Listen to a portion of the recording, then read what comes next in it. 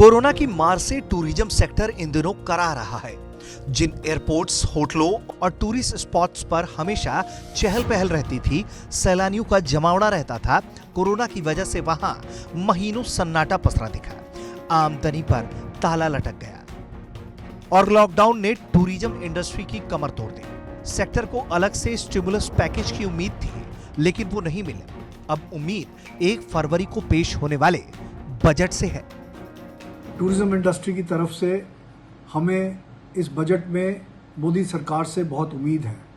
उम्मीद इसलिए है कि हमें ये पता है कि 75 मिलियन लोग जो इस इंडस्ट्री से एम्प्लॉयड हैं, उनमें से कोई 40 से 50 मिलियन लोग ऑलरेडी बेरोजगार हो चुके हैं और कोई 3-4 मिलियन जो वो हैं, क्या नाम, ट्रांसपोर्टर्स, टूरिस्ट गाइड्स और कोई 53,000 ट्रैवल एजेंट्स, उनमें से भी आधे से ज़्यादा बेरोजगार हो चुके हैं।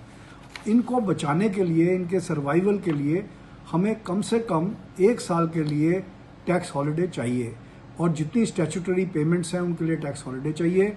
और जो 3 महीने के लिए हमें मॉरेटोरियम मिला था, वो विदाउट कंपाउंड इंटरेस्ट और विदाउट इंटरेस्ट हमें 1 साल के लिए मॉरेटोरियम भी चाहिए।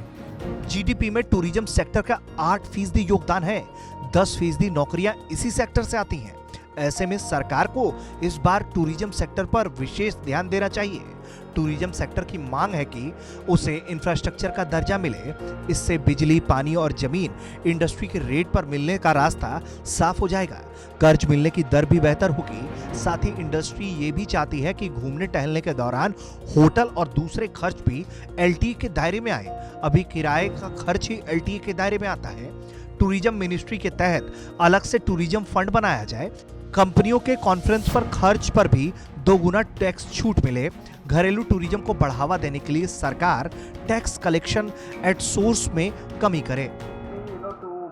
On the GST front, if tourism industry, if there can be more rational GST which we charge. Secondly, on the especially on outbound tours, they are charging TCS which they should withdraw. भारतीय travel tourism sector को साल 2020 में करीब 1 लाख करोड़ का घाटा हुआ और गाड़ी दोबारा पटरी पर कब आएगी ये अभी कहना मुश्किल है। सेक्टर से जुड़े कारोबारी चाहते हैं कि सरकार को बजट के अलावा भी कई और मामलों पर फोकस करने की जरूरत है।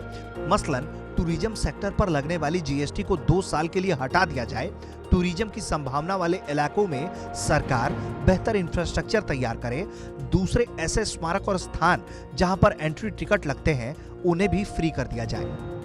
जहां तक गवर्नमेंट की बजट से हमें उम्मीद है, हमें ये उम्मीद है कि गवर्नमेंट एक सैनिटाइजेशन ड्राइव और वर्कफोर्स ड्राइव पे ऐसे बजट एलोकेट करे जहां पर वर्कफोर्स जो है वो जो कॉमन पब्लिक प्लेसेस है इन टूरिस्ट जगहों की, वहाँ की सैनिटाइजेशन, क्लेanलीनेस, इसको दिन में 3 बार 4 बार उसका ख्याल रखा जाए ताकि जो ट्रैवलर्स अपने घर से बाहर सेफ्टी देखते हुए ट्रैवल कर रहे हैं वो सेफ रहे, वो वापस आए तो वो सेफ रहे, जिससे टूरिज्म सेक्टर हमारा बढ़े।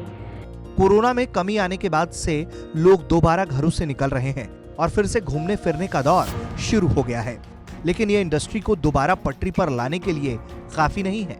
इसके लिए टूरिज्म सेक्टर को निर्मला सीतारमण से ग्रोथ की वैक्सीन की जरूरत होगी।